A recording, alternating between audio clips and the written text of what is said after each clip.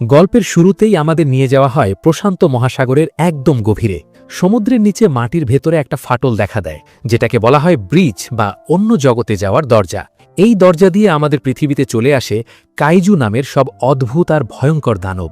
এই কাইজুগুলো দেখতে যেমন বড়, তেমনি শক্তিশালী। এরা যখন প্রথমবার শহরে হামলা করল, তখন সাধারণ ট্যাঙ্ক বা মিসাইল দিয়ে তাদের কিছুই করা যাচ্ছিল না। প্রায় 1 সপ্তাহ লেগেছিল একটি কাইজুকে মারতে। অনেকগুলো শহর ধ্বংস হয়ে যায়, অনেক মানুষ মারা যায়। মানুষ বুঝল এই কাইজুদের সাথে লড়তে হলে সাধারণ কিছু দিয়ে হবে না, আমাদেরও সমান বড় কিছু বানাতে হবে। সারা পৃথিবীর সব দেশ তখন শত্রুতা ভুলে এক হয়ে গেল। তারা মিলে তৈরি করল কাইজুদের মতো বিশাল বিশাল সব রোবট, যাদের নাম দেওয়া হলো ইয়েগার। কিন্তু সমস্যা হলো এই রোবটগুলো এতই বড় যে একজন মানুষের মস্তিষ্ক বা ব্রেইন একা এই পুরো রোবটটাকে নিয়ন্ত্রণ করতে পারছিল না। ব্রেনের ওপর অনেক চাপ পড়ছিল। তাই বিজ্ঞানীরা বের করলেন এক নতুন পদ্ধতি। এখন থেকে একটা রোবট চালাতে 2 জন পাইলট লাগবে। এই পাইলটদের একে অপরের সাথে মনের মিল থাকতে হবে। তারা একটা বিশেষ মেশিনের মাধ্যমে একে অপরের স্মৃতি আর চিন্তাভাবনা শেয়ার করবে। এটাকে বলা হয় ড্রিফট, মানে 2 জনের মন মিলে যেন এক হয়ে যায়। তখন তারা একসাথে ওই বিশাল রোবটটাকে চালাতে পারবে। এবার পরিচয় করিয়ে দিই আমাদের গল্পের হিরো র্যালি এবং তার বড় ভাই ইয়ান্সির সাথে। তারা দুজনে মিলে জিপসি ডেঞ্জার নামের একটা নীল রঙের দারুণ ইয়েগার বা রোবট চালায়। তারা 2 ভাই হওয়ায় তাদের মনের মিল ছিল অসাধারণ। তারা অনেক কাইজুকে হারিয়ে পুরো বিশ্বের হিরো হয়ে গিয়েছিল। একদিন তাদের কাছে খবর এলো যে নাইফ হেড নামের একটা ক্যাটেগরি 3 কাইজু সমুদ্রের মাঝখানে আক্রমণ করেছে। মার্শাল স্ট্যাকার নামের লোকটি ছিল ইয়েগার প্রোগ্রামের সবকিছুর বস। তিনি 2 ভাইকে আদেশ দিলেন শুধু জায়গাটা পাহারা দিতে। কিন্তু র্যালি আর ইয়ান্সি দেখল একটা মাছ ধরার নৌকায় 10 জন মানুষ আছে এবং কাইজুটা তাদের দিকেই যাচ্ছে। মানুষদের বাঁচাতে তারা মার্শালের কথা অমান্য করে এগিয়ে গেল। সমুদ্রের বিশাল বিশাল ঢেউ উঠছে, চারদিকে ঝড়ো বৃষ্টি। হঠাৎ পানির নিচ থেকে পাহাড়ের মতো বিশাল কাইজুটা উঠে দাঁড়ালো। জিপসি ডেঞ্জার ঠিক সময় মতো গিয়ে নৌকাটাকে একপাশে সরিয়ে নিল। এরপর শুরু হলো অ্যাকশন। জিপসি ডেঞ্জার কাইজুটাকে একের পর এক ঘুষি মারতে লাগল। এক পর্যায়ে তারা তাদের প্লাজমা ক্যানন ব্যবহার করে কাইজুটাকে গুলি করল। মনে হলো কাইজুটা মরে গেছে, কিন্তু না, কাইজুটা খুব চালাক ছিল। সে হঠাৎ করে আবার পানির নিচ থেকে লাফিয়ে উঠল এবং জিপসি ডেঞ্জারের একটা হাত কামড়ে ছিঁড়ে ফেলল। এরপর সে রোবটের মাথার ওপর আক্রমণ করল, যেখানে পাইলটরা থাকে। র্যালির চোখের সামনে কাইজুটা তার ভাই ইয়ান্সিকে রোবটের ভেতর থেকে বের করে নিয়ে গেল। র্যালি একা হয়ে গেল। একটা রোবট একা চালানো মানে নিজের মগজ পুড়িয়ে ফেলা। কিন্তু র্যালি হাল ছাড়ল না। সে একাই রোবটটাকে নিয়ন্ত্রণ করে কাইজুটার মাথায় শেষ একটা গুলি চালিয়ে তাকে মেরে ফেলল। জিপসি কোনো মতে সমুদ্রের পাড়ে এসে আছড়ে পড়ল। র্যালি বেঁচে গেলেও তার প্রিয় ভাই আর নেই। এই দুঃখে সে রোবট চালানো ছেড়ে দিল, কারণ মৃত্যুর সময় সে তার ভাইয়ের সাথে কানেক্টেড ছিল। তার ভাইয়ের মৃত্যুর অনুভূতিটা সে অনুভব করতে পেরেছিল। এরপর কেটে গেল 5 বছর। পরিস্থিতি আরও খারাপ হয়েছে। কাইজুগুলো এখন ঘন ঘন আসছে আর অনেক বেশি শক্তিশালী হয়ে আসছে। মানুষ ইয়েগার রোবট বানাতে বানাতে ক্লান্ত হয়ে গেছে, কারণ রোবটগুলো কাইজুগুলোর কাছে হেরে যাচ্ছিল। পৃথিবীর নেতারা ভাবলেন রোবট বানিয়ে লাভ নেই, তার চেয়ে ভালো সমুদ্রের পাড়ে বিশাল উঁচু দেওয়াল তুলে দেওয়া হোক। তারা এই দেওয়ালের নাম দিলেন অ্যান্টি কাইজু ওয়াল। তারা ভাবলেন দেওয়াল থাকলে দানবরা শহরে ঢুকতে পারবে না। ইয়েগার প্রোগ্রাম বন্ধ করে দেওয়া হলো। মার্শাল স্ট্যাকারের হাতে এখন মাত্র 4টা রোবট বাকি আছে। সরকার তাকে আর টাকা দিচ্ছে না। মার্শাল কিন্তু হার মানার পাত্র নন। তিনি হংকংয়ে তার শেষ বেস বানিয়ে লড়াই চালিয়ে যাওয়ার সিদ্ধান্ত নিলেন। এদিকে আমাদের হিরো র্যালি এখন এক সাধারণ শ্রমিক। সে ওই বিশাল দেওয়াল বানানোর কাজ করে। একদিন সে নিজের চোখে দেখল যে দেওয়াল তারা এত কষ্ট করে বানাচ্ছে, একটা কাইজু এসে মাত্র 1 ঘন্টায় সেটা ভেঙে গুড়িয়ে দিল। মানুষ পাগলের মতো ছুটছে, কিন্তু যাওয়ার জায়গা নেই। ঠিক সেই সময় সেখানে একটা হেলিকপ্টার এসে নামল, আর সেখান থেকে নেমে এলেন মার্শাল। মার্শাল র্যালিকে বললেন, র্যালি ফিরে চলো, আমাদের তোমাকে দরকার। র্যালি রাজি হচ্ছিল না। সে বলল, আমার ভাই নেই, আমি কার সাথে ড্রিফট করব? আমি একা পারবো না। মার্শাল তখন একটা দারুণ কথা বললেন। তিনি বললেন, তুমি কোথায় মরতে চাও? এই ইঁদুরের মতো দেওয়াল বানাতে বানাতে, নাকি একটা ইয়েগারের ভেতরেই বীরের মতো লড়াই করতে করতে? এই কথা শুনে র্যালির ভেতরে আবার সেই পুরনো তেজ ফিরে এলো। সে রাজি হয়ে গেল। র্যালি আর মার্শাল পৌঁছালেন হংকংয়ে সেই গোপন বেসে। সেখানে গিয়ে র্যালি দেখল পৃথিবীর সেরা 4টি ইয়েগার আর তাদের পাইলটদের। ক্রিমসন টাইফুন চীন থেকে আসা রোবট। এটা চালাতে 3 জন মানুষ লাগে, কারণ এর 3টা হাত। চেনো আলফা রাশিয়া থেকে আসা বিশাল রোবট। দেখতে একটু পুরনো ধাঁচের হলেও এটা প্রচণ্ড শক্তিশালী। স্ট্রাইকার ইউরেকা অস্ট্রেলিয়া থেকে আসা সবচেয়ে আধুনিক আর দ্রুতগতির রোবট। এর পাইলট হলো বাবা আর ছেলে, চাক আর হারকিউলেস। চাক একটু অহংকারী, সে র্যালিকে দেখে এত পাত্তা দিল না। আর শেষে ছিল র্যালির সেই পুরনো সঙ্গী জিপসি ডেঞ্জার। এটাকে আবার ঠিকঠাক করে নতুনভাবে সাজানো হয়েছে। সেখানে র্যালির দেখা হলো মাকোর সাথে। মাকো হলো মার্শালের পালিত মেয়ে। সে খুব শান্ত আসলে অনেক বুদ্ধিমতী আর দক্ষ একজন মানুষ।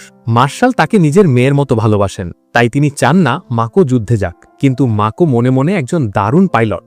র্যালি যখন মাকোকে প্রথম দেখল, সে বুঝতে পারল মাকোর ভেতরেও কোনো বড় দুঃখ লুকিয়ে আছে। মার্শালের নির্দেশে র্যালিকে তার নতুন ড্রিফট পার্টনার খুঁজতে হবে। একে একে অনেক পাইলটের সাথে সে লড়াই করল, কিন্তু কারোর সাথেই তার তাল মিলছিল না। শেষে র্যালি মার্শালকে অনুরোধ করল মাকোকে একটা সুযোগ দিতে। মার্শাল অনিচ্ছা সত্ত্বেও রাজি হলেন। র্যালি আর মাকো যখন কাঠের লাঠি নিয়ে একে অপরের সাথে লড়াই শুরু করল, সবাই অবাক হয়ে তাকিয়ে থাকল। তাদের মুভমেন্ট ছিল একদম নিখুঁত। র্যালি যখন লাঠি ঘোরাচ্ছে, মাকো ঠিক তখনই সেটা ব্লক করছে। মনে হচ্ছিল তারা আগে থেকেই জানে একে অপরের পরের চাল কি হবে। তারা একে অপরের জন্য একদম পারফেক্ট। মার্শাল শেষ পর্যন্ত মাকো আর র্যালিকে জিপসি ডেঞ্জার চালানোর অনুমতি দিলেন, কিন্তু এটা ছিল একটা পরীক্ষা। তারা যখন রোবটের ভেতরে ঢুকে নিউরাল লিঙ্ক শুরু করল, তখন একটা বিপদ ঘটল। ড্রিফটিংয়ের সময় নিয়ম হল অতীতের স্মৃতিতে আটকে যাওয়া যাবে না, বর্তমানে থাকতে হবে। কিন্তু মাকো ছিল নতুন। সে যখন র্যালির মস্তিষ্কের সাথে যুক্ত হল, সে হঠাৎ করে তার ছোটবেলার একটা স্মৃতিতে হারিয়ে গেল। মাকো দেখল সে ছোটবেলায় জাপানের রাস্তায় একা দাঁড়িয়ে আছে, আর তার পেছনে একটা বিশাল কাইজু তাকে তাড়া করছে। চারদিকে আগুন, মানুষের চিৎকার। ছোট্ট মাকো ভয়ে কাঁদছে আর একটা লাল জুতো হাতে নিয়ে দৌড়াচ্ছে। সে এতটাই ভয় পেয়ে গেল যে বাস্তবে জিপসি ডেঞ্জারের ভেতরে বসেই সে ভুল করে প্লাজমা ক্যানন অন করে ফেলল। রোবটের বিশাল কামান এখন বেসের ভেতরে থাকা বিজ্ঞানীদের দিকে তাক করা। মাকো তখন স্মৃতিতে এতটাই আচ্ছন্ন যে সে বুঝতে পারছে না সে আসলে কোথায় আছে। র্যালি তাকে চিৎকার করে ডাকছে। শেষ মুহূর্তে মার্শাল রোবটের পাওয়ার অফ করে দিলেন। বড় কোনো দুর্ঘটনা ঘটল না ঠিকই, কিন্তু মার্শাল রেগে গিয়ে বললেন যে মাকো কোনোদিন রোবট চালাতে পারবে না। র্যালি অনেক বোঝানোর চেষ্টা করল, কিন্তু মার্শাল কিছুতেই শুনলেন না। এরই মধ্যে আমাদের গল্পে দুজন মজার আর একটু পাগল টাইপের বিজ্ঞানী আছেন, ডক্টর নিউটন আর ডক্টর হারমান। নিউটন মনে করেন কাইজুদের সাথে কথা বলা সম্ভব। তিনি ভাবলেন মানুষের সাথে যদি ড্রিফট করা যায়, তবে কাইজুর মস্তিষ্কের সাথেও করা যাবে।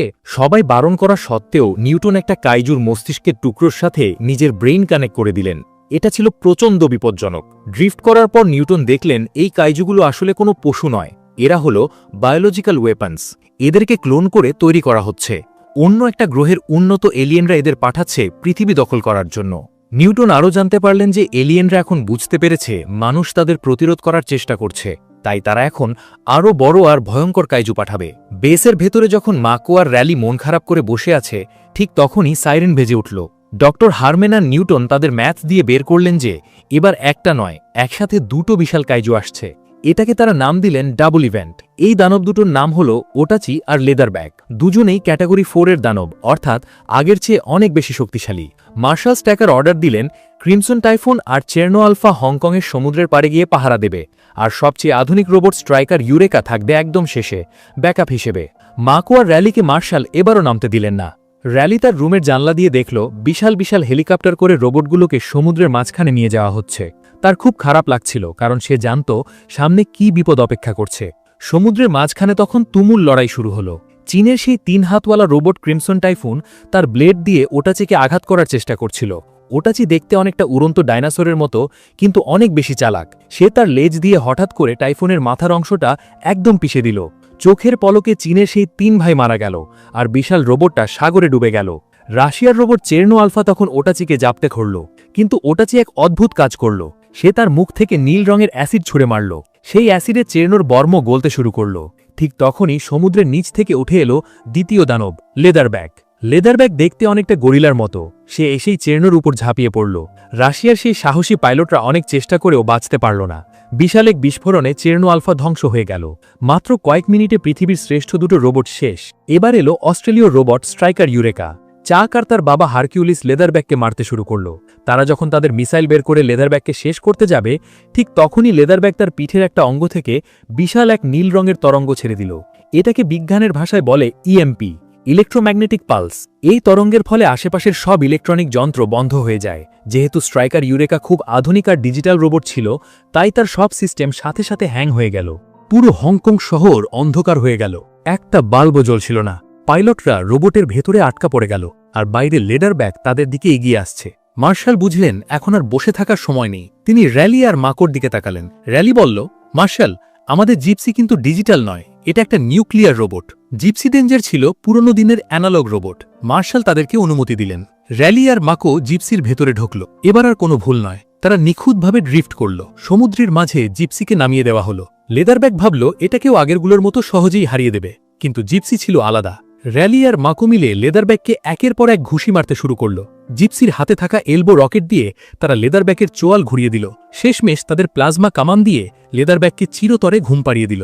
কিন্তু লড়াই তো এখনও শেষ হয়নি। ওটাচি তখনও বেঁচে আছে। সে পাগল হয়ে শহরের ভেতরে ঢুকে পড়ল।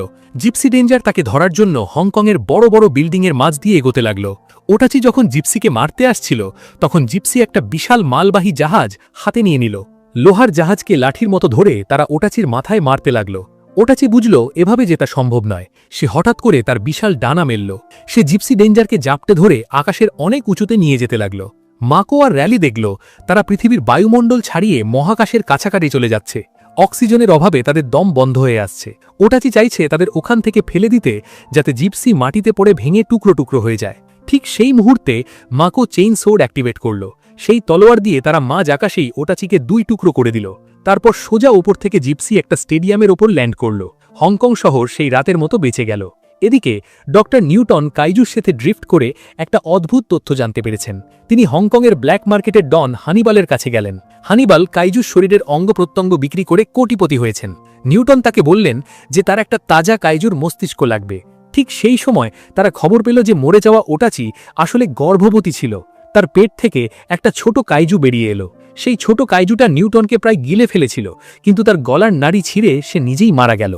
নিউটন আর ডক্টর হারম্যান এবার একসাথে সেই ছোট কাইজুর মস্তিষ্কের সাথে নিজেদের কানেক্ট করলেন, আর যা জানলেন তাতে তাদের পায়ের তলার মাটি সরে গেল। তারা দেখলেন ওই যে সমুদ্রের নিচে ফাটল বা ব্রিচ আছে, সেটা কোনো সাধারণ দরজা নয়, ওটা অনেকটা বারকোড রিডারের মতো কাজ করে। যদি কোনো কাইজুর ডিএনএ সাথে থাকে তবেই ওই দরজা দিয়ে ভেতরে ঢোকা সম্ভব। মানুষ যদি সেখানে বোমা ফেলে তবে সেটা কাজ করবে না যতক্ষণ না তারা সাথে একটা কাইজুর শরীর নিয়ে যাচ্ছে। এদিকে হংকং বেসে এখন চূড়ান্ত প্রস্তুতি চলছে। মার্শাল এক বড় সিদ্ধান্ত নিলেন। যেহেতু অস্ট্রেলীয় পাইলট হারকিউলিস আহত, তাই মার্শাল নিজে স্ট্রাইকার ইউরেকা চালাবেন। তার সাথে থাকবে হারকিউলিসের ছেলে চাক। মার্শাল জানতেন তার শরীর ভালো নেই, কারণ তিনি অতীতে একাই ইয়েগার চালিয়েছিলেন এবং তাতে তার শরীরে রেডিয়েশন ছড়িয়ে পড়েছিল। তিনি জানতেন এই মিশন থেকে তিনি হয়তো আর ফিরে আসবেন না। তবুও পৃথিবীর জন্য তিনি নিজের জীবন দিতে তৈরি ছিলেন। অন্যদিকে র্যালি আর মাকো তৈরি তাদের জিপসি নিয়ে। ডক্টর নিউটন আর হারম্যান দৌড়ে এসে একটা জরুরি খবর দিলেন। তারা বললেন, তোমরা যে পারমাণবিক বোমাটা নিয়ে যাচ্ছ সেটা কাজ করবে না। ওই ব্রিজটা কেবল তখনই খুলবে যখন কোনো কাইজুর শরীর সেটার ভেতর দিয়ে যাবে। এটা অনেকটা আমাদের অফিসের আইডি কার্ড পাঞ্চ করার মতো। মার্শাল বুঝলেন বোমাটা ফাটানোর আগে তাদের কোনো একটা কাইজু সাথে নিয়ে ওই গর্তের ভেতরে ঢুকতে হবে। বিশাল বিশাল জাহাজ দিয়ে জিপসি আর স্ট্রাইকার ইউরেকাকে মাঝ সমুদ্রে নিয়ে যাওয়া হলো। তারপর শুরু হলো গভীর পানিতে নামার পালা। সমুদ্রের নিচের চাপ অনেক বেশি ছিল। হঠাৎ রাডারে সংকেত পাওয়া গেল। এবার একটা নয়, দুটো নয়, মোট 3টে কাইজু আসছে। তাদের মধ্যে একটি হলো ইতিহাসের প্রথম ক্যাটেগরি 5, যার নাম স্ল্যাটার্ন। এটা এত বড় যে জিপসি বেঞ্জারও তার সামনে একটা খেলনার মতো লাগছিল। অন্য দুটো ছিল স্কানার আর রাইজু। সমুদ্রের তলদেশে শুরু হলো এক যুদ্ধ। রাইজু আর স্কানার মিলে জিপসি ডেঞ্জারকে আক্রমণ করল। জিপসির একটা হাত ছিঁড়ে গেল, কিন্তু র্যালি আর মাকো হাল ছাড়ল না। তারা তাদের তলোয়ার বের করে রাইজুকে মাঝখান থেকে চিড়ে 2 টুকরো করে দিল। কিন্তু আসল বাধা ছিল স্ল্যাটার্ন। সে স্ট্রাইকার ইউরেকাকে একদম চেপে ধরল। মার্শাল আর চাক বুঝলেন তারা যদি এখনই কিছু না করেন তবে জিপসি ডেঞ্জারও এগোতে পারবে না। মার্শাল রেডিওতে র্যালিকে বললেন, র্যালি, তোমরা এগিয়ে যাও, রাস্তা আমরা পরিষ্কার করছি। মাকো, আমি তোমাকে নিয়ে গর্বিত। চাক আর মার্শাল একে অপরের দিকে তাকালেন, আর চাক তার বাবার কাছ থেকে বিদায় নিল। তারা তাদের রোবটের ভেতরে থাকা বিশাল নিউক্লিয়ার বোমাটা সক্রিয় করে দিলেন। এক প্রচণ্ড বিস্ফোরণে চারদিকের সমুদ্রের পানি যেন দুভাগ হয়ে গেল। সেই বিস্ফোরণে স্ল্যাটার্ন অনেকখানি আহত হল, আর অন্য দানবগুলো মারা গেল। কিন্তু মার্শাল আর চাক বেঁচে নেই। র্যালি আর মাকোর চোখে পানি চলে এলো, কিন্তু তারা থামল না। জিপসি তখন সেই মৃত স্ল্যাটার্ন কাইজুটাকে জাপটে ধরল। কাইজুর শরীরটাকে ঢাল হিসেবে ব্যবহার করে তারা সেই আগুনের মতো রহস্যময় ব্রিচের ভেতরে ঢুকে পড়ল। ওপাশে অন্য এক জগৎ, সেখানে কোনো পানি নেই, কেবল অদ্ভুত সব যান্ত্রিক ঘর আর এলিয়েনদের আস্তানা। র্যালি দেখল হাজার হাজার কাইজু সেখানে জন্মানোর জন্য অপেক্ষা করছে।